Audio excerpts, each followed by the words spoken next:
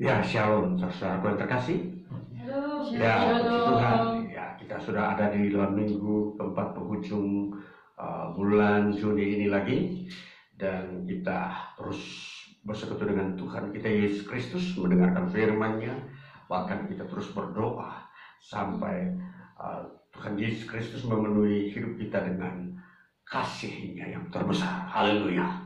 Mari kita membaca dari kitab Roma pasal yang ke-7. Kita baca ayat yang pertama hingga ayat yang ke-12. Saya mulai membacanya. Arti hukum Taurat. Apa kamu tidak tahu, saudara-saudara? Sebab aku berbicara kepada mereka yang mengetahui hukum, bahwa hukum berkuasa atas seseorang selama orang itu hidup. Sebab seorang istri terikat oleh hukum kepada suaminya selama suaminya itu hidup. Akan tetapi apabila suaminya itu mati, bebaslah ia dari hukum yang mengikatnya kepada suaminya itu.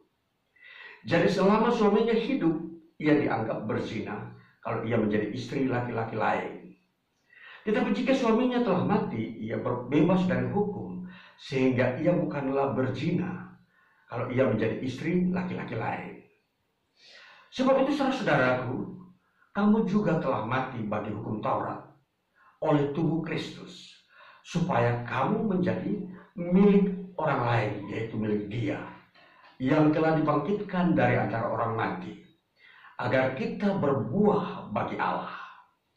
Sebab waktu kita masih hidup di dalam daging, hawa nafsu dosa yang dirangsang oleh hukum Taurat bekerja dalam anggota-anggota tubuh kita, agar kita berbuah bagi maut.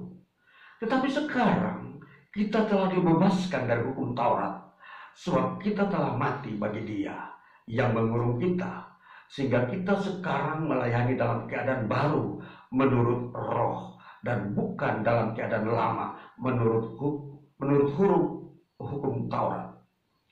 Jika demikian, apakah yang hendak kita katakan? Apakah hukum Taurat itu dosa? Sekali-kali tidak. Sebaliknya, justru oleh hukum Taurat aku telah mengenal dosa, karena aku juga tidak tahu apa itu keinginan kalau hukum Taurat tidak mengatakan jangan mengingini. Tetapi dalam perintah itu dosa mendapat kesempatan untuk membangkitkan di dalam diriku rupa-rupa keinginan. Sebab tanpa hukum Taurat dosa mati. Dahulu aku hidup tanpa hukum Taurat. Akan tetapi sesudah datang perintah itu, dosa mulai hidup. Sebaliknya aku mati. Dan perintah yang seharusnya membawa kepada hidup, ternyata bagiku justru membawa kepada kematian. Sebab dalam perintah itu, dosa mendapat kesempatan untuk menipu aku. Dan oleh perintah itu, ia membunuh aku. Jadi hukum Taurat adalah kudus. Dan perintah itu juga adalah kudus, benar, dan baik. Ya, demikian bagian pembacaan firman Tuhan bagi kita di hari ini.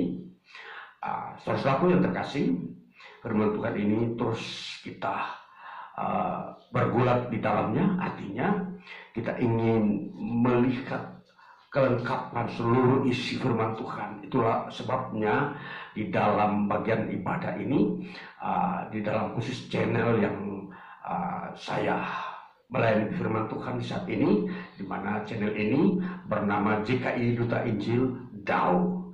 Jadi saudara-saudara, kalau saudara-saudara ingin terus mendalami firman Tuhan, pemahaman Alkitab, ikutilah channel ini dan lihatlah aplikasi-aplikasinya. Bagaimana konsep-konsep teologi Alkitabiah kita bisa menemukannya dan memperbarui hidup, membangun iman. Inilah yang menjadi target bahwa kita ingin berkenan kepada Tuhan melalui firman-Nya. Ayo, baik saudara-saudaraku yang terkasih, bagian firman Tuhan ini yang kita telah baca, saya bawa kita dalam sebuah sorotan tema yang saya beri. Tema ini adalah rahasia permasalahan manusia. Saudaraku yang terkasih, kalau kita mau berbicara tentang kehidupan manusia berdasarkan konsep pewahyuan yang ada dalam Alkitab, maka tentunya kita akan dapat mengerti bahwa manusia adalah makhluk yang tidak pernah dilepaskan dari permasalahan. Ya, jadi ini kita harus tahu kuncinya. Jadi setiap orang di dunia ini, siapapun, zamannya era masa lampau, katakanlah kalau masa lampau ribuan tahun yang lalu, katakanlah kita mulai dengan penciptaan pertama, Adam dan Hawa, mereka telah diliputi oleh permasalahan. Jadi kita berbicara manusia yang hidup di dunia ini, kita tidak bisa melepaskan dia dari apa yang disebut permasalahan. Ya, jadi kita mau melihat dulu. Di sini saya akan mau membawa kita untuk mengerti, melihat rahasia permasalahan manusia ini. Artinya apa? Kita mau mengerti kenapa manusia ini dijuluki sebagai manusia yang penuh dengan masalah. Ya, nanti aplikasinya nanti, tapi kita mau melihat dulu kenapa manusia selalu dihimpit atau didatangi dengan masalah. Nah, ini yang kita mau memperdalam pemahaman kita berdasarkan wahyu dalam Alkitab. Jadi wahyu Alkitab membuka rahasia kondisi manusia. Jadi jangan kita mau dibodohi atau disalahkan atau dibuat salah oleh konsep berpikir kita bahwa ada manusia yang tidak punya masalah. Tidak. Semua orang di muka bumi, semua mempunyai masalah. Dan ini yang harus kita mengerti ya. Jangan ada orang mikir, aku masalahnya berat, orang lain, kok aku lihat kok dia bahagia seolah tidak ada masalah. Itu sebuah kamuflase, sebuah kebohongan. Jadi kalau kita melihat manusia, tahulah kita saudara-saudara bahwa kita semua ini sama, yaitu setiap orang mempunyai masalah. Ya, jadi perhatikan baik-baik. Jadi jangan kita menyombongkan diri terhadap orang lain yang punya katakanlah masalahnya besar. Lalu kita masalah kecil lalu kita membanggakan diri. Tidak, saudara, tidak boleh seperti itu. Kalau kita bersikap seperti itu, suatu waktu kita akan terjebak dengan sebuah masalah yang besar, maka kita baru sadar bahwa sesungguhnya semua manusia sama. Ya. Nah, inilah yang kita mau melihat rahasia permasalahan manusia. Sekarang kita mau melihat, memperhatikan ya, kenapa sesuai pertanyaan saya tadi bahwa kenapa manusia selalu dihimpit dengan masalah atau didatangi oleh masalah. Nah, saudara yang terkasih, kalau berdasarkan struktur wahyu yang kita baca, ya, kita baca dalam Alkitab dengan baik. Kalau saudara seorang pembaca Alkitab dengan yang membaca Alkitab dengan baik, yang teratur, saudara akan menemukan bahwa permasalahan manusia itu sejak penciptaan sampai hari ini bahkan sampai besok itu terjadi karena ada apa? Karena ada makhluk lain yang kita sebut iblis. Alkitab menyebutnya adalah iblis. Nah, kita memperhatikan bahwa sebelum Tuhan menciptakan manusia di bumi, ya, telah terjadi gejolak, konflik di surga, di mana malaikat memberontak terhadap Tuhan Allah. Nah, itulah sebabnya malaikat-malaikat yang memberontak terhadap Tuhan Allah ini berjumlah sepertiga dari semua jumlah malaikat yang Tuhan ciptakan di surga. Tidak disebutkan berapa jumlahnya, berapa juta, berapa miliar malaikat yang menentang Tuhan. Tetapi di totalitas disebutkan sepertiga jumlah malaikat yang diciptakan oleh Tuhan telah memberontak menentang Allah pencipta. Nah, jadi kita harus memperhatikan struktur ya, sistematika di dalam wahyu yang dalam Alkitab. Ini sebuah rahasia yang semua orang kalau tidak membaca Alkitab tidak mengerti. Kalau semua orang tidak mempelajari Alkitab, mereka tidak tahu rahasia ini. Bahwa sesungguhnya ada iblis yang telah atau ada makhluk malaikat yang dipimpin oleh Lucifer yang disebut iblis ini, dia telah melawan Allah. Inilah rahasia kuncinya. Berarti bahwa kalau sudah terjadi di surga pemberontakan, itu sebuah dosa. Sudah bermunculan mulai di surga. Jadi bumi ini sebuah efek. Jadi di surga, kalau sudah terjadi pemberontakan, maka Tuhan Allah mengusir iblis pimpinan malaikat ini, yang disebut Lucifer ini, ya, yang Tuhan ciptakan dia tertinggi daripada para malaikat lainnya. Dia layak memberontak terhadap Tuhan Allah dan membawa sepertiga jumlah malaikat untuk menentang Tuhan Allah. Kita lihat, ini rahasia awal. Nah, kemudian kita melihat apa yang terjadi setelah pemberontakan ini. Tuhan Allah mengusir Lucifer ini bersama sepertiga malaikat itu keluar dari surga. Dan kemana mereka perginya? Mereka ada di sebuah alam yang dimana di situ dikatakan ruang hampa. Ruang hampa itu dimana? Tentunya di luar surga. Itu di dalam sebuah alam gelap. Itu belum ada bumi, belum ada penciptaan bumi ini. Jadi alam itu alam disebut dunia yang tidak ada kehidupan. Artinya disitulah tempat penghukuman yang Tuhan berikan kepada Lucifer dan para malaikat lainnya. Nah, peristiwa ini terjadi terlebih dahulu. Setelah pemberontakan itu terjadi, baru Tuhan Allah menciptakan bumi ini dan isinya. Lalu Tuhan Allah menciptakan, terjadilah kita manusia sampai hari ini.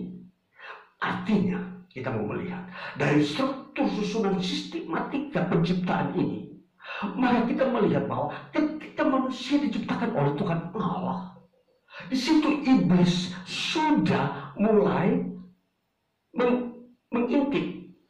Ya, kalau kita melihat kebencian Lucifer terhadap Tuhan Allah ini sudah ada, lalu dia melihat bagaimana karya Tuhan Allah ini terhadap ciptaannya itu ini di bumi ini. Lalu di sini kita melihat Tuhan Allah di surga, manusia di bumi. Lalu kita melihat sekalipun Tuhan Allah sering mengunjungi manusia di bumi, tetapi ada satu waktu di mana Tuhan Allah tidak mengunjungi manusia. Di situ iblis datang mengunjungi manusia. Nah, itulah terjadilah permasalahannya di situ. Nah, saudara-saudara yang terkasih, inilah yang kita harus melihat bagaimana sistematika penciptaan, bagaimana permasalahan itu kita mengerti. Jadi, kalau permasalahan itu bukanlah buatan manusia, sudah ada sumbernya yang disebut Lucifer, iblis. Nah, baik kita sudah mengerti bagaimana kita melihat menemukan jawaban kenapa manusia selalu dihimpit atau didatangi oleh permasalahan, masalah-masalah. Nah, kalau kita mau mengerti masalah itu sendiri, artinya sesuatu yang menyusahkan manusia, membuat manusia mengalami katakanlah kesakitan, ketakutan, dan penderitaan-penderitaan lain. Nah, itulah yang disebut permasalahan. Saudara yang terkasih, sekarang kita akan masuk, mau melihat apa yang disebut rahasia permasalahan manusia.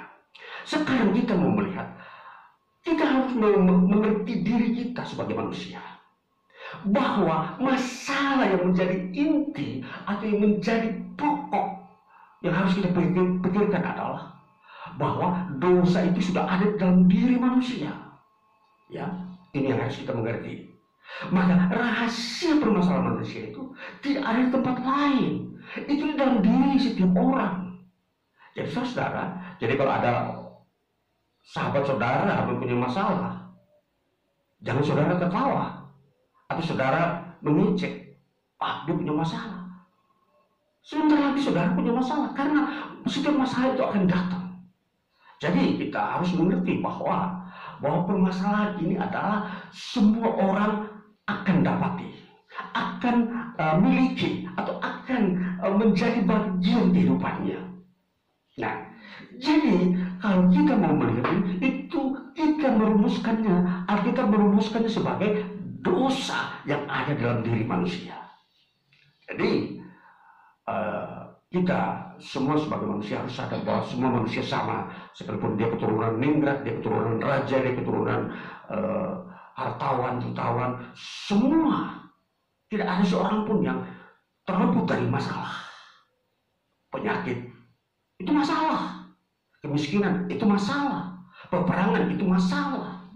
Ya, tidak ada yang disebut tidak ada masalah, semua ada. Inilah yang saudara-saudara kita mau lihat, bahwa kuncinya kita mengerti bahwa dosa itulah yang menjadi rahasianya. Jadi untuk mengerti permasalahan manusia, diri kita masing-masing, maka kita lari kepada apa yang disebut dosa. Nah, jadi saudara-saudara, kalau kita tahu ini berarti bahwa semua orang berbuat dosa. Tidak ada seorang pun yang dikatakan tidak pernah berbuat dosa. Itu pertanda bahwa tidak ada seorang pun yang suci. Ya. Sekali lagi, kalau dia memang demikian, maka tidak bisa kita menyebutkan ada seseorang yang disebut suci. Karena kalau pengertian suci itu sendiri, itu berarti tidak pernah berbuat dosa. Ya. Jadi kalau kita perhatikan baik-baik, sehingga kita tidak salah menafsirkan, kita tidak boleh menempatkan sebuah benda, oh ini benda suci. Kita menempatkan sebuah kota, ini kota suci. Kita tidak bisa menempatkan sebuah bentuk yang lain seperti gunung-gunung yang suci. Ya, ini semua ini sebuah istilah-istilah karena apa? Karena pernah Tuhan datang di situ. Contoh, peristiwa-peristiwa ketika Tuhan memberikan Taurat kepada orang Israel melalui Musa di Gunung Sinai. Gunung itu dianggap suci. Karena Tuhan pernah memakai gunung itu sebagai tempat dia berfirman. Yesus pernah datang ke dunia ini di Israel. Semua tempat-tempat di mana Yesus mulai dari lahir di Bethlehem, di Nazaret dibesarkan, dia melayani di Yerusalem, dia salib di Bukit Golgota, dia naik ke surga di Bukit Zaitun. Semua tempat-tempat ini dianggap suci. Ya, memang seringkali itulah sebuah katakanlah analogi manusia, sebuah perbandingan. Manusia ingin membandingkan bahwa kesucian di surga itu, karena Tuhan menempati tempat di surga suci, maka ketika Tuhan datang ke bumi, tempat itu pun dianggap suci. Tapi sesungguhnya bukan yang dimaksudkan suci yang sesungguhnya, ya. Ini hanya sebuah bahasa personifikasi, bahasa mengangkat sebuah benda setara supaya bisa diterima manusia. Ya, saudara-saudara yang terkasih, maka kalau kita melihat permasalahan manusia, rahasianya, maka di dalam kitab Roma pasal 7, kita mau melihat ada dua yang dibukakan. Rahasia itu. Rahasia yang pertama dikatakan hukum Taurat. Ya, saudara, kita baca hukum Taurat ini, kita lihat di dalam Roma pasal ke-7 ayat yang ke-7 yang kita sudah baca. Yang pertama, Roma pasal 7 ayat yang ke-7 dikatakan begini. Jika demikian, apakah yang hendak kita katakan? Apakah hukum Taurat itu dosa? Sekali-kali tidak. Sebaliknya justru oleh hukum Taurat, aku telah mengenal dosa. Ya, oleh hukum Taurat, saudara-saudara, kalau kita memperhatikan di dalam kitab Roma pasal yang ke-5 ayat 13, kita baca dulu Roma pasal 5 ayat 13 untuk kita mengerti susunan antara dosa dan hukum Taurat. Roma pasal 5 ayat 13 bunyinya demikian. Sebab sebelum hukum Taurat telah ada dosa di dunia. Tetapi dosa itu tidak diperhitungkan kalau tidak ada hukum Taurat. Nah, begini saudara-saudara, secara sistematikanya bahwa yang ada di tengah hidup manusia pertama-tama adalah dosa. Nah, baru setelah dosa, baru muncul hukum Taurat. Nah, hukum Taurat ini dikatakan, ayat 13 dikatakan begini, tetapi dosa itu tidak diperhitungkan kalau tidak ada hukum Taurat. Nah, jadi begini, dosa yang manusia lakukan sebelum munculnya hukum Taurat, itu dikatakan oleh Paulus itu tidak diperhitungkan. Tetapi setelah hukum Taurat muncul, maka dosa itu diperhitungkan oleh Allah. Apa maksudnya diperhitungkan? Artinya itu akan menjadi penghakiman Tuhan kepada manusia. Kalau hukum Taurat belum hadir, itu tidak diperhitungkan, artinya tidak menjadi bahan penghakiman. Itu berarti apa? Tuhan akan datang dalam bentuk yang lain. Seperti contoh, ketika zaman katakanlah sebelum hukum Taurat itu, artinya sebelum hukum Taurat itu berarti kita mulai dari mana? Kita mulai daripada sebelum Musa lahir. Artinya kita naik kepada dari orang tua Musa sampai kepada Abraham, naik sampai kepada Adam. Nah, itu ada kurang lebih 2.500 tahun. Ya, 2.500 tahun itu manusia hidup di zaman itu tanpa hukum Taurat. Nah, itu berarti bahwa mereka tetap berbuat dosa. Tetapi dosa yang mereka perbuat itu tidak dihakimi oleh penghakiman Kristus. Tetapi itu melalui sebuah proses yang disebut ketika Yesus mati, dia pergi ke alam di alam kubur maut. Dia memberitakan Injil kepada Adam sampai kepada generasi orang tuanya Musa. Manusia yang hidup 2.500 tahun sebelum hukum Taurat hadir. Itu maksudnya. Jadi mereka lah yang diperdengarkan Injil bahwa Yesus itu akan menghakimi mereka dan mereka lah yang mendapatkan pengampunan. Nah, itu zaman itu. Jadi kalau berdasarkan apa yang pengejaran Alkitab tentukan bahwa penghakiman diperhitungkan dosa manusia itu nanti setelah Taurat muncul. Nah, Taurat muncul, Musa hidup pada tahun 1500 sebelum Masehi. Jadi 1500 sebelum Masehi ini baru Taurat hadir. Artinya 1500 tahun sebelum Yesus lahir. Sedangkan di atasnya itu yaitu 1600 sampai 2500 ya, katakanlah sampai tahun 3000 ke atas. Jadi sampai ke Adam ya, itu ada 2500 tahun. Saya minta maaf, bukan 2.500, ada 4.500 karena Adam mengambil 2.500 tahun dan di atas Adam ada 2.000 tahun lagi, jadi 4.500 tahun zaman manusia hidup tanpa hukum Taurat. Itulah sebabnya saudara-saudara, di sini menegaskan bahwa hukum Taurat dan dosa lebih dahulu ada. Nah, sekarang kita hidup di era di mana hukum Taurat sudah ada. Jadi di sini dibahas bahwa hukum Taurat itu menjadi penentu adanya penghakiman. Nah, sekarang kita mau melihat ini era penghakiman. Tidak perlu lagi Yesus datang ke kuburan masing-masing orang yang sudah mati untuk memberitakan Injil. Karena Taurat sudah ada. Saudara perhatikan, jadi jangan membuat teologi bahwa ada orang yang sudah mati, lalu di situ bisa didoakan kalau dia sudah mati untuk dia bertobat. Tidak bisa. Jadi kalau mendoakan untuk orang yang sudah mati, sudah meninggal, tidak ada pengampunan dosa, tidak ada gunanya. Ya, saudara perhatikan, jangan kita dibawa kepada halusinasi manusia bahwa seolah-olah orang yang sudah mati waktu dia masih hidup belum bertobat, didoakan supaya dia bisa bertobat dalam alam kubur. Itu bukan zamannya. Itu tidak bisa terjadi. Dan itu bukanlah ajaran Kristus. Itu bukan ajaran Injil. Saudara, ini kita perhatikan perkembangan pengetahuan manusia. Seringkali dimunculkan, ditampilkan konsep-konsep bagaimana mengatasi permasalahan manusia. Dulu dia belum, sepanjang hidupnya dia tidak mau bertobat. Lalu dia mati. Lalu kemudian keluarganya memohon pendeta untuk pergi ke kuburannya, berdoa untuk si yang sudah mati, untuk supaya dia diampuni dosanya. Itu tidak bisa dipraktekkan berdasarkan perjanjian. Jadi saudara, kita perhatikan ini konsep yang pertama. Sekarang kita mau masuk pada bagian kedua bahwa hukum Taurat itu dikatakan bahwa hukum Taurat selalu menuntut manusia supaya jangan melakukan, katakan ayat, kita baca ayat yang ke-7, dikatakan begini. Jika demikian, apakah yang hendak kita katakan? Apakah hukum Taurat itu dosa? Sekali-kali tidak. Sebaliknya, justru oleh hukum Taurat, aku telah mengenal dosa. Karena aku juga tidak tahu apa itu keinginan kalau hukum Taurat tidak mengatakan jangan begini.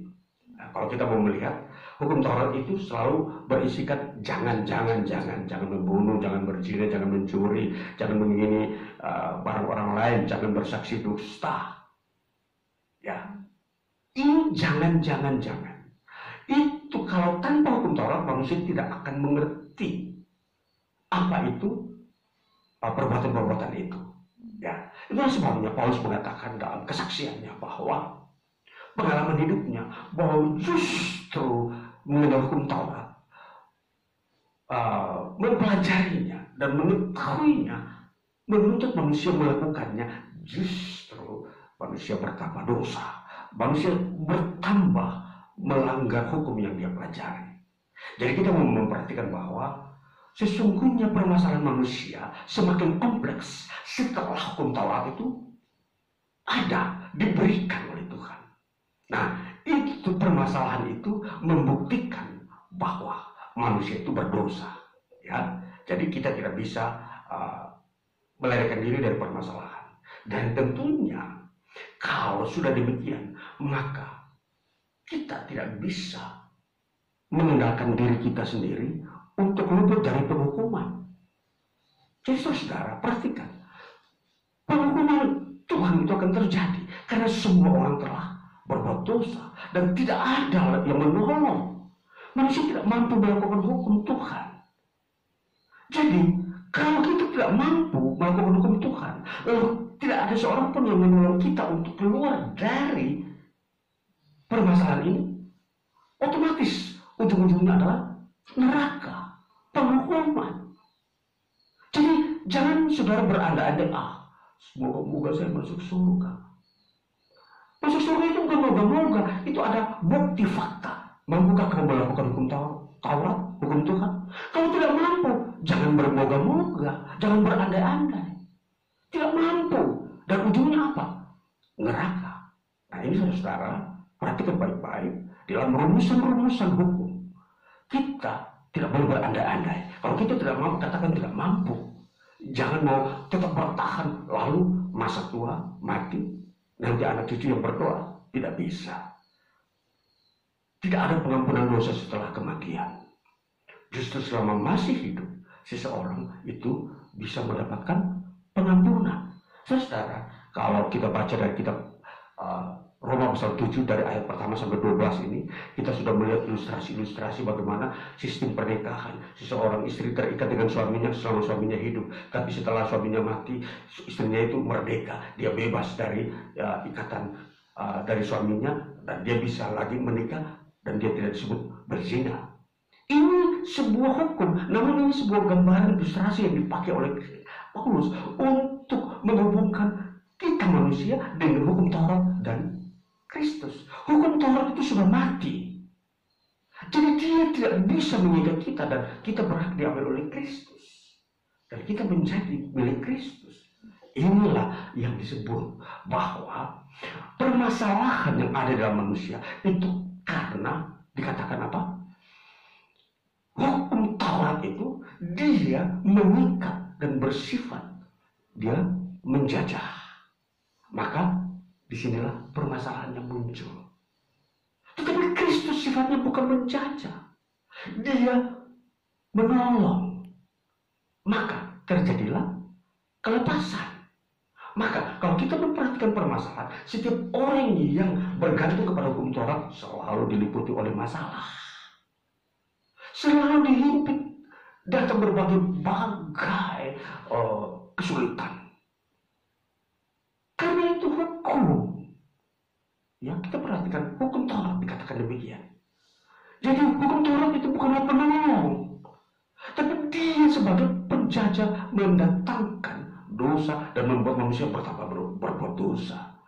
Sekalipun hukum Taurat itu kudus dan tidak berdosa, tetapi hukum Taurat itu bukan sifatnya penolong, tetapi sebagai perangsang manusia untuk berbuat dosa. Apa Karena hukum Taurat berkata jangan. Jangan, tetapi kita melawannya. Kita tidak bisa mengikuti kata jangannya dia. Manusia tidak mampu mengikuti kata janganlah kamu membunuh, janganlah kamu mencuri, janganlah kamu berzina, janganlah kamu berdusta, jangan. Itu. Jadi, kalau kita mau berani menipu diri kita akan berkata, oh saya mampu melakukan hukum. Tidak bisa, saudara. Itu saudara menipu diri sendiri. Tidak akan mampu. Mungkin saudara masih muda, katakan masih bisa. Nanti saudara umur tua juga tidak akan mampu. Jadi saudara-saudara, hidup ini kita harus memperhitungkan bahwa kehidupan kita di dunia ini janganlah pikul beban sendiri. Kalau ada penolong, datanglah kepada dia. Yesus datang sebagai penolong. Kembali saudara-saudara. Yang kedua, permasalahan hukum Taurat. Hukum Taurat bukan saja mengungkapkan jangan mengingini, tetapi dia bersifat rohani. Kita baca ayat yang ke-14. Ayat 14 yang kita belum baca, tapi kita ambil dari sini dikatakan, sebab kita tahu bahwa hukum Taurat adalah rohani, tetapi aku bersifat daging, terjual di bawah kuasa dosa. Saudara, hal rohani itu memang datang dari surga. Dia sifatnya rohani. Ya. Kalau kita manusia sudah berdosa ini, yang kalau kita lihat Roma pasal 5 ayat 13, sebelum hukum Taurat datang, dosa telah terjadi.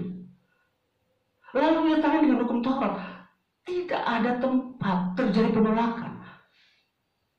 Hukum Taurat itu apa? Kudus, ya. Lalu manusia ini dosa. Bagaimana tempatnya dia? Dia tidak mempunyai tempat. Itulah sebabnya dikatakan manusia tidak bisa menerima hukum Taurat dalam hidupnya. Ya. Karena hukum Taurat itu rohani. Kita lihat pengalaman orang Israel mulai muncul dari, katakanlah, Musa ketika setelah menerima hukum Taurat. Itu terjadi di dalam perjalanan orang Israel keluar dari Mesir. Ketika ada di padang gurun, ada 33.000 orang mati dihukum oleh Tuhan karena mereka melanggar kepemimpinan Musa. Itu artinya apa? Itu mereka melanggar hukum Taurat. Ya, kita memperhatikan itu mulai hari beberapa bulan dari setelah hukum Taurat diberi, apalagi sampai hari ini. Sejak mulai Israel masuk tanah Kanaan, muncul raja-raja, mereka semua melanggar hukum Taurat. Tuhan bilang, jangan menyembah berhala, justru mereka menyembah berhala. Saudara, ini fakta-fakta bahwa hukum Taurat itu menjadi pemicu manusia berbuat dosa. Dia menjadi pemicu. Saudara, jadi perhatikan, jangan anggap hukum Taurat itu sesuatu yang bisa menolong manusia. Tidak bisa. Kita ini daging, sudah ada dosa di dalamnya. Ya. Jadi sekali lagi bahwa ini jangan kita pakai hukum Taurat sebagai pegangan kita untuk masuk surga. Tidak bisa, saudara-saudara. Engkau mau memperlihatkan engkau mampu melakukan hukum Taurat. Kalau kau bukan orang Israel, lihat, tanyakan saja kepada orang Israel. Mampukah mereka melakukan hukum Taurat secara sempurna? Tidak mampu. Para imam tidak mampu. Mereka yang melakukan pekerjaan-pekerjaan di Bait Allah tidak mampu. Saudara, jadi jangan kita bangsa lain yang bukan bangsa Israel mau membanggakan hukum Taurat sebagai dasar bahwa kita ini bermoral untuk berkenan kepada Allah. Itu sementara waktu. Satu waktu akan berubah dan lemah manusia ini. Nah, inilah permasalahannya. Jadi permasalahan manusia ini terletak di hukum Taurat. Kalau manusia mau memegangnya, kalau manusia mau bersandar kepada hukum Taurat, justru di situ banyak masalah.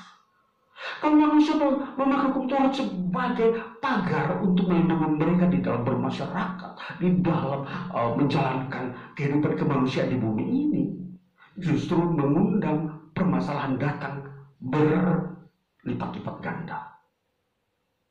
Saudara, kita harus paham dengan baik, mengerti ajaran firman tentang hukum Taurat. Yang ketiga, kita melihat bahwa hukum Taurat itu apa? Dia menjadi pemicu bagi manusia untuk berbuat dosa. Artinya, hukum Taurat membuat manusia bertambah berbuat dosa. Mari kita baca di dalam pasal 7 ayat ke-8. Tetapi dalam perintah itu dosa mendapat kesempatan untuk membangkitkan di dalam diriku rupa-rupa keinginan. Sebab tanpa hukum Taurat, dosa mati. Ya, artinya kalau kita sudah tahu karena hukum Taurat sebenarnya dosa mati ya. Tetapi karena hukum Taurat muncul, itu dia membuat manusia terus bertambah berbuat dosa. Ya, kalau kita melihat itu sudah fakta. Ketika seseorang berbuat dosa hari ini, besok dia akan berbuat dosa yang lebih besar. Besok lagi bertambah dan bukan saja kualitasnya, jumlahnya. Ya, kualitas dan kuantitasnya itu selalu beriringan. Kalau kualitas dia itu mempunyai sifat dosanya itu semakin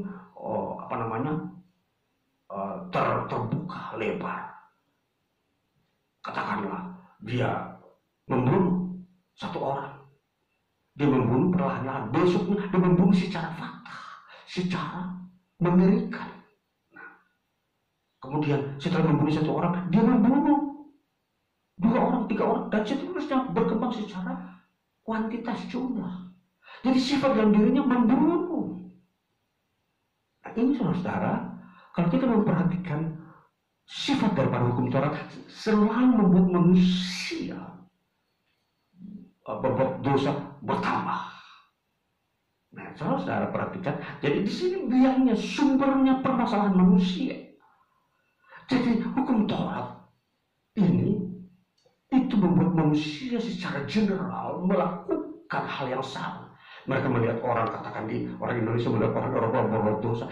Tidak lama akan terwujud dosa itu di Indonesia. Orang yang berbuat dosa 100 tahun yang lalu, setelah dia menuntut, dia akan melihat, dia akan melakukannya pada saat ini. Itulah sifatnya hukum Taurat. Nah, lalu kita mau melihat lagi yang keempat. Sifat daripada hukum Taurat itu membawa kematian. Kita baca pasal 7 ayat 10. Kita melihat dulu ini sifat-sifat daripada hukum Taurat. Ya, ayat 10 kita baca. Sebaliknya aku mati, dan perintah yang seharusnya membawa kepada hidup ternyata bagiku justru membawa kepada kematian. Ya, yang kita harapkan adalah hidup, tetapi justru hukum Taurat membawa manusia kepada kematian. Apa yang terjadi? Berarti apa? Sesuatu yang buruk, bermasalah. Jadi kita pahami baik-baik bahwa hukum Taurat ini beginilah sifatnya. Inilah menjadi tumpuan masalah. Mengapa kita harus tetap mempertahankan hidup dengan model seperti ini? Hidup tinggal dengan masalah. Yesus datang untuk membawa kita keluar dari masalah. Maka kalau Yesus sudah datang tampil sebagai penolong manusia untuk keluar dari masalah, mengapa kita tidak mau menerimanya? Saudara, ini sebuah informasi, sebuah menyatakan Allah menyatakan posisi hukum Taurat seperti itu. Jadi kita harus tahu benar-benar hukum Taurat itu sifatnya seperti itu. Jadi kalau saudara bertahan dengan hukum Taurat, saudara akan diperhadapkan dengan masalah. Tapi kalau saudara tetap tidak mau keluar dari hukum Taurat, masalah itu akan menghimpit saudara sampai kematian. Tidak pernah saudara mengalami sesuatu yang baik. Masalah terus datang. Tentunya kalau kita melihat masalah yang akan menimpa manusia, penyakit. Ya, penyakit itu akan datang silih berganti. Kedua, peperangan. Peperangan itu pasti akan muncul, dan ini akan menjadi pemicu munculnya penyakit juga. Ketiga, kemiskinan. Kalau sudah terjadi seperti itu juga, peperangan akan menimbulkan kemiskinan. Baru yang keempat, kelaparan. Kalau sudah kelaparan, apa yang menjadi solusi? Tidak ada yang membuat bahagia. Nah, ini saudara perhatikan baik-baik. Saya sampaikan firman Tuhan ini bahwa Kristus Yesus datang sebagai penolong saudara-saudara, umat manusia, seluruh umat manusia di muka bumi, agar keluar dari permasalahan. Ini rahasianya. Maka permasalahan ini kita harus tahu benar-benar. Jangan pikir moga-moga tahun depan permasalahan saya hilang. Kalau kamu memang datang kepada Yesus bisa, tapi kamu tetap di dalam hukum-hukum ini tidak akan pernah. Tidak bisa. Dan itu hukum memang sudah ada di dunia ini. Jadi, saudaramu keluar dari mana? Caranya dengan caramu sendiri. Cara manusia tidak bisa. Hanya pertolongan Tuhan, maka terjadi mujizat. Ketika Tuhan Yesus datang menolong seseorang, dia mengerjakan dengan mujizat keluar dari masalah. Saudara yang mempunyai hutang, bisa Tuhan menolong. Saudara yang mempunyai penyakit, saudara bisa sembuh. Ini yang fungsi daripada kedatangan Yesus ke dunia ini. Dia melepaskan semua rahasia-rahasia permasalahan yang kamu tidak ketahui, yang manusia tidak ketahui. Begitu banyak masalah yang ada dalam hati dan pikiran manusia. Nah, itu saudara terkasih, kita sudah melihat hukum Taurat. Sekarang kita mau memperhatikan sisi yang lain. Kita memperhatikan manusia. Itu kita memperhatikan tadi hukum Taurat. Sekarang kita melihat sisi yang lain, manusia itu sendiri. Kita melihat manusia, kita baca di dalam ayat pasal 7 ayat 5. Sebab waktu kita masih hidup di dalam daging, hawa nafsu dosa yang dirangsang oleh hukum Taurat bekerja dalam anggota-anggota tubuh kita agar kita berbuah bagi maut. Ini manusia. Manusia, kita memperhatikan manusia ini anggota tubuhnya ini. Anggota tubuh manusia itu, kalau kita memperhatikan yang disebut katakanlah panca indera. Tetapi bagian-bagian dalamnya yang disebut pikiran dan keinginan. Pikiran dan keinginan itu anggota tubuh manusia juga. Dan kita memperhatikan, kalau dosa yang sudah ada dalam diri manusia ini, dia akan membuat manusia itu mempunyai keinginan dan pikiran sesuai dengan dosa, tabiat dosa yang ada dalam dirinya. Maka ini manusia selalu juga berbuat dosa. Nah, jadi kita melihat kalau sudah dosa, dosa ialah menentang Tuhan. Dosa adalah perbuatan yang tidak benar. Maka kalau dosa itu sendiri, itu adalah sesuatu yang bermasalah. Bermasalah dalam dirinya dengan dirinya dan dirinya dengan Tuhan. Dosa itu adalah permasalahan individu, bukan permasalahan komunitas. Kalau kita bermasyarakat, katakan kita satu anggota, katakan gereja A. Di situ ada komunitas gereja A yang di dalamnya berjumlah katakanlah 100, 200, bahkan 1000, 10.000 bisa. Tetapi dosa itu bukan komunitas, individu. Setiap orang pasti berbuat dosa dan lalu terkumpullah menjadi komunitas. Tetapi yang jelas sumbernya adalah individu. Jadi, saudara-saudara, setiap orang sudah ada dosanya. Ya. Nanti kita memperhatikan bagaimana Kristus Yesus datang secara pribadi pada setiap saudara untuk melepaskan saudara dari dosa saudara. Ya, harus perhatikan. Yesus datang kepada saudara secara pribadi, bukan secara komunitas berjemaat. Hai jemaat gereja A, kalian berjumlah 10.000 orang, saya datang mengampuni dosamu semuanya. Tidak. Kalau kamu tidak mengakui dosamu secara pribadi, kamu tidak akan mendapatkan pengampunan dosa. Jadi ini saudara, kita bergereja tujuan supaya kita secara individu mau mengaku dosa kepada Tuhan dan menerima Dia dan melalui firman Dia. Ini dia yang kita menemukan makna iman Kristen untuk kita beroleh selamat. Ya, jadi kita bergereja itu harus seperti itu. Kita tidak boleh ikut-ikutan karena kita diajak teman, kita diajak oleh tetangga dan saudara. Kalau kita ke gereja, saudara rugi. Saudara tidak menemukan atau tidak akan keluar dari permasalahan. Ya, saya katakan ini, permasalahan itu akan mengikat saudara sampai mati kalau saudara tidak menemukan kebenaran yang sesungguhnya dalam Kristus Yesus soal pertolongan Kristus. Yesus datang sebagai penolong. Dia mengampuni dosa kita, keluar dari dosa kita yang kita telah perbuat, yang kita telah menerima secara warisan dari Adam. Ini saudara. Jadi kita melihat bahwa di dalam diri manusia sudah ada dosa.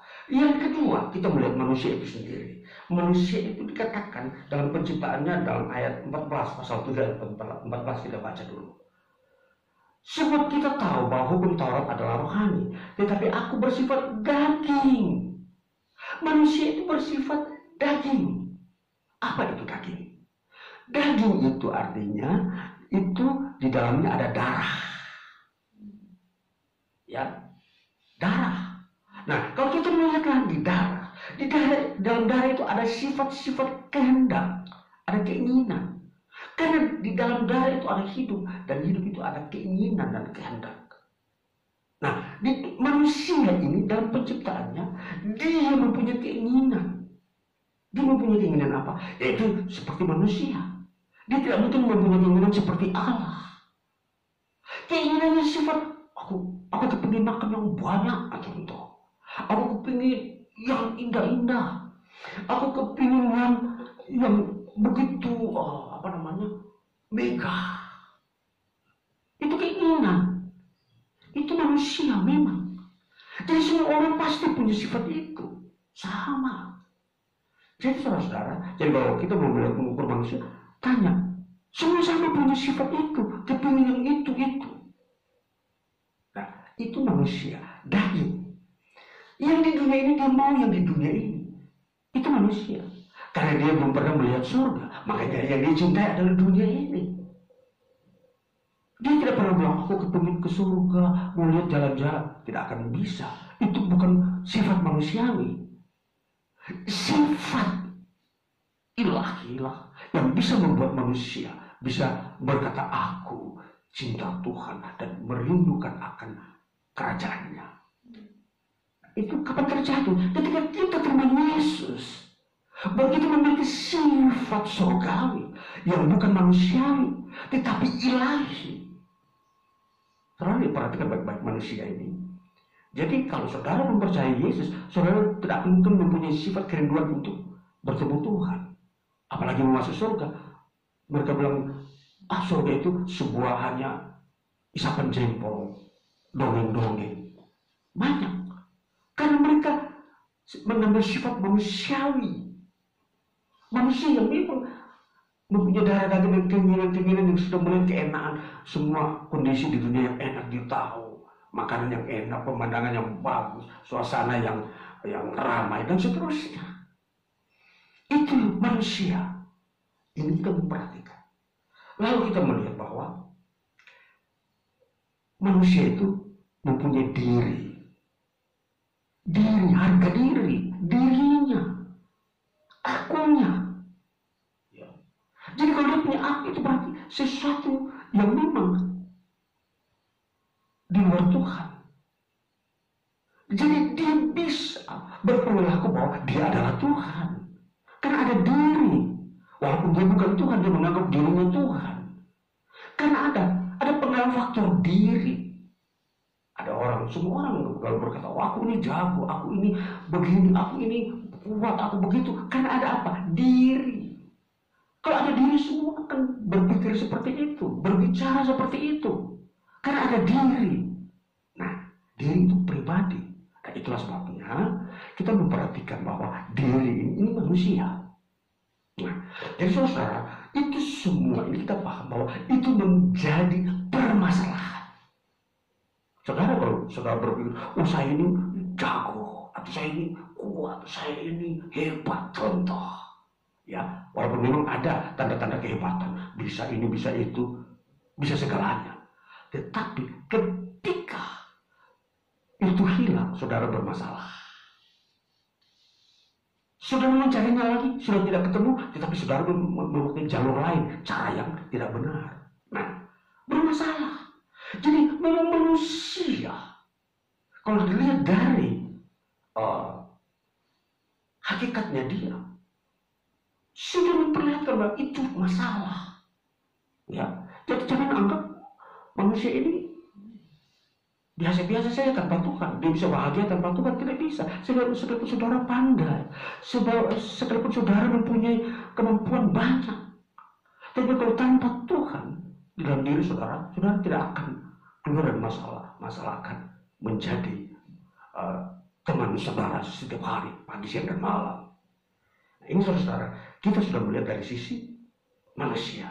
Itu berarti bahwa kalau kita memperhatikan antara hukum Taurat, hukum Tuhan dengan manusia, sesuatu yang bertentangan, tidak bisa berdamai, tidak bisa ketemu. Saudara, perhatikan baik-baik. Jadi jangan kita munafik. Oh, saya bisa melakukan hukum Tuhan tanpa pertolongan Tuhan. Ini tidak bisa. Semua orang di luar Yesus Kristus tidak bisa melakukan hukum Tuhan. Hanya percaya kepada Yesus. Anugerah Tuhan, hukum Tuhan itu disempurnakan dalam diri kita.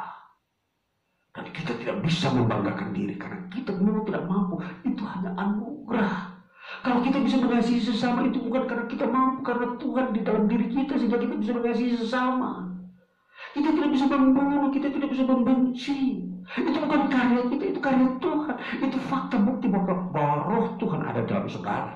Ketika saudara bisa mengasihi sesama manusia dengan tulus hati, dengan murni. Ini kita mempelajari tentang hakikat-hakikat ini, hukum Tuhan dan manusia. Dan kita saudara, mari kita memperhatikan bagaimana solusi dari semuanya ini. Kita baca Roma pasal 7 ayat 25. Bunyinya begini. Syukur kepada Allah oleh Yesus Kristus Tuhan kita. Jadi semua permasalahan-permasalahan yang ditampilkan dalam hidup manusia, baik terhadap hukum Taurat dan hidup manusia itu sendiri, bahwa Yesus Kristus dapat syukur. Karena dia bisa datang sebagai penolong dan bisa memperbarui kita dan menyelamatkan kita. Inilah yang kita mau melihat fungsi keselamatan seperti ini. Begitu kompleks. Mulai dari permasalahan di dunia ini sampai kepada terlepas dari penghukuman di neraka. Ini yang kita harus pahami. Bahwa ada sebuah jalan keluar yang Tuhan sediakan di era Yesus Kristus. Maka Yesus Kristus datang ke dunia ini sungguh-sungguh menakjubkan hidup manusia. Manusia bisa terlepas keluar dari masalah. Bisa menemukan kehidupan bahagia. Saudaraku yang terkasih, maka kita mau memperhatikan bahwa baik akal manusia, baik tubuh manusia, semua sudah dililiti oleh masalah. Akal kita berpikir sudah ada masalah, apalagi tubuh kita akan menemukan masalah. Maka di sini rahasia sebuah ini kita sudah mengerti bahwa rahasia permasalahan manusia itu di dalam dosa dan hukum Taurat. Tapi Yesus Kristus datang menolong kita keluar dari permasalahan ini. Maka ini saudara-saudaraku yang terkasih, kita belajar firman Tuhan, kita mempelajari bagaimana kita melihat hakikat kita, kondisi kita sebagai manusia, kita melihat bagaimana hakikat atau karakter dari hukum Tuhan, kita melihat dan kita melihat Yesus Kristus. Jadi tiga sisi ini menjadi perbandingan bahwa hukum Taurat tidak menolong, kita juga tidak bisa menyelamatkan diri kita sendiri. Maka kita melihat sisi yang ketiga, Yesus Kristus datang menolong kita. Ini yang kita harus perhatikan baik-baik. Maka kita belajar dengan baik. Kita jangan meremehkan firman Tuhan, wahyu Tuhan. Jangan kita mau melecehkan apa yang Tuhan telah kerjakan dalam Yesus Kristus. Jangan lecehkan Yesus Kristus, saudara. Jangan lecehkan bahwa dia kok datang sebagai manusia, bukan Tuhan. Saudara, ini harus perhatikan baik-baik. Ini jaga kemanusiaan saudara. Saudara hanya manusia. Jangan sampai terlempar dari hadirat Tuhan di neraka gara-gara saudara melecehkan Tuhan Yesus Kristus yang datang ke dalam dunia ini. Perhatikan baik-baik. Sebagai manusia, kita harus perhatikan itu. Maka biar kita menemukan pembaruan, kita keluar dari permasalahan sebagai manusia hidup di dunia ini. Maka doa saya, Tuhan Yesus memberkati saudara-saudara yang mendengarkan firman Tuhan melalui channel ini ya, ibadah kita hari ini. Tuhan Yesus memberkati. Haleluya. Amin.